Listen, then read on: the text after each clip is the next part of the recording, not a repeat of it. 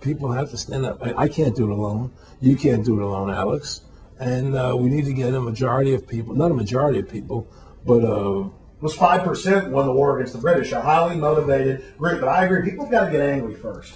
I mean, not just, yeah, we know it's corrupt and that lackadaisical. We got to get pissed. People don't seem to have the courage to do what they have to do, you know? I want to say you got a lot of courage. Well, thank you. You know, I don't know if I have a lot of courage. I just have I want to thank you for what you're doing for my family. Well, I have a sense of conscience and I have a sense of justice. You know, I get nervous about what I do, but I do it because there's no other choice. You know, I couldn't live with myself if I didn't do it, you know? But the fact of the matter is, I mean, I've ostracized myself pretty much from Hollywood. You know, people are afraid to deal with me in Hollywood a lot because of what I do and the things I say. You know, I don't go along with routines. You know, a lot of people in Hollywood know the truth. They're not willing to stand up and speak about it. You know, I know many of them see my movie, you know, and they know I'm right, and they won't talk about it because everybody's afraid. Everybody's afraid because they think that this money they get, these Federal Reserve notes, are really money, and they think they have a comfortable lifestyle, and they're afraid to change. You know, they're afraid to stand up for what's right. And until people are willing to stand up and have the courage to do what they need to do, it's not going to change. And hopefully, you know, what you're doing, what I'm doing, what other people like us are doing, can affect the change that people will stand up and say, hey, I've had enough. The thing is, we have one advantage. That they need us to cooperate. See, if we don't cooperate with them, they can't win. And so they always need our cooperation to go along with their programs. So they try to sell us. Right. They try to sell us. Democracy, this majority says this, believe in this, do that. The war on terror, you know, we got to be scared. You know, they're always trying to do things to sell us that will go along with them. And once we learn not to cooperate with them, then we win the game. And that's the point. Don't cooperate with them. Don't go along with the program anymore. Stop it. Join forces. You and I should run for president and vice president and take over this country and bring freedom back to this country. You know, that's what states make. Two people like you and I, statesmen, who believe in freedom, who believe in Thomas Jefferson and the Constitution and the founding fathers to make this country whole again. Because right now it's in the grip of the evil ones, you know. And the only way to stop that is for good men to stand up. What's Edmund said? Evil can only thrive when good men do nothing. Yes. Right? Well, we got to do something. That's what it is, you know. Silence is golden, but when it comes to your freedom, it's yellow. You know, we have to stop being scared. We have to stand up and do what's necessary to take back, to stop these bankers, these elite, this government full of lies, congressmen full of liars. You know, people destroying our borders. You know, creating a government. I mean, imagine this. Yeah, here you are in America, and they're combining America, Canada, and Mexico into one country, the North American Union, and the American people don't know anything about it. It's not even in the press. They'd rather talk about Rosie O'Donnell and Donald Trump calling each other names than discussing the fact that we're merging into one country. The press doesn't even report it. Or that Paris Hilton doesn't wear underwear. Yeah, Britney Spears. But I mean, who cares? I mean, the fact of the matter happens to be that tells you how controlled the media is. Here you are combining America, Canada, and Mexico into one country, and you don't see it in the press. Unless maybe it's Lee Dobbs. You don't see it in the press. You just don't see it. It should be the top story everywhere. Everywhere, and not a word about it, really. Why? That tells you there's the evidence that it's controlled. They don't want the American people to know what's going on. That's why they don't protect our borders.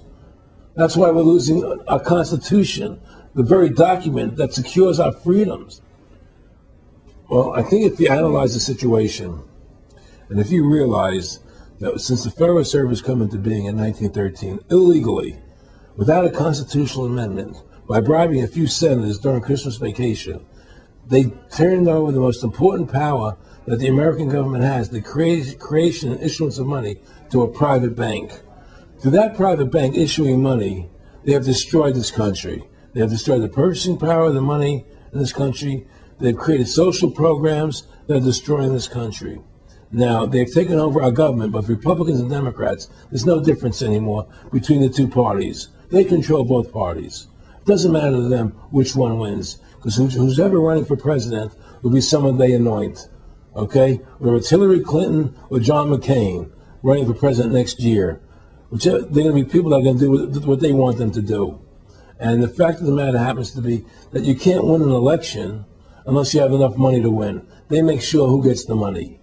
Okay? So through these bankers attempting to taking over America, knowing that America was the freest nation in the world, it was necessary for them to take over America, take away our gun rights of freedom to bear arms, and create a country where we become slaves. Because once they take over America, the rest of the world becomes a lot easier for them. And so, by creating 9/11, an event to terrify the American people that were being attacked by terrorists, you create a world where there's an enemy that can never be pinpointed. You can never win the battle. It's a 100-year war. It's a never-ending war on terrorism, right? So you're always fighting this war. And through the war on terrorism, which is the 9/11, which is the first lie, then you create the war on terrorism, which is the next lie. Then you create the war on Iraq for weapons of mass destruction, which is the next lie. And it's one lie to the next lie to the next lie. Now it's going to be Iran, the next lie, sending more troops and a surge into Iraq. It's just one thing leading to the other, and it's always with the event. It's always in the point of taking over more countries, more dominance. You know, making sure the American dollar, making sure the G8 stays in control of everything. And what they want to do is to control the American people, control the people of the world, put RFID chips in everybody, so everybody's a slave to these central banks. Did you ever talk to Nick Rockefeller after he told you all this and then 9/11 took place? No. But he did. He told me that you're going to see men running around caves looking for Osama bin Laden. You know, you're going to see men looking for, these guys, and they're going to be, They told you it was all going to be bull. It's a phony. The whole thing is a fake. It's a fraud. Was he laughing, or was he just coldly saying this? No, it was more laughing. Cynical. Laughing. It was more like, how stupid everybody is. How stupid everybody. We can do whatever we want to do. Well, it is ridiculous. It's like with al-Zakari. They claim they killed him like 14 times. And they never said, well, we didn't kill him last time, but we killed him this time. They never even, now they're like practicing being ridiculous. But what about bin Laden being in the American hospital, getting kidney help? Yeah. Right? In the American hospital. Yeah. Right? They could, if they wanted Osama bin Laden, they could have gotten him. Oh, yeah. He was right in the American, after the call. Well, every time our troops really would keep catching Taliban leaders, they would be ordered by the generals to let them go. That's come out in the newspapers, but only here or there. And they kept going, and then Pat Tillman was complaining about it, and then he got shot. I talked to his brother. And and then he got shot, and it was a big hero charging Al-Qaeda. No Al-Qaeda, somebody shot him in the back. Look, we're dealing with complete evil. We're dealing with complete evil. And until the American people wake up and say, we don't want this evil in our country anymore, and we want to come back to a country of decency and goodness and integrity and honor, we're going down that road. And that's what it's going to take. It's going to take people to stand and say, we don't want to live in this kind of a world anymore. I believe we should pull all our troops out of Iraq. I believe we should leave other countries alone. Let other countries live their lives the way they choose to. Stop trying to spread democracy around the world, which is the worst form of government there is anyway. Restore our republic to what it's supposed to be. And go back to what the founding fathers gave us, and try and restore that, restore the republic. But the point of everything is that we have to mobilize. Each one of us. You and I can't do everything, Alex. You and I may be leaders. We may be out there, and people listen to us and what we have to say and follow us. But the truth of the matter happens to be, it takes all Americans to stand together, to stand tall, to mobilize and say, we're not going to take this anymore. I'm mad as hell. I'm not going to take it anymore. We're going to stand up and fight the battle. And you and I can't do this alone. We're just leaders of the thing. But other people have to join in with us and stand side by side, shoulder to shoulder, and say, I'm not going to take it anymore. That's what it's going to take to win this effort, and stop cooperating with the government and with all their rules and regulations.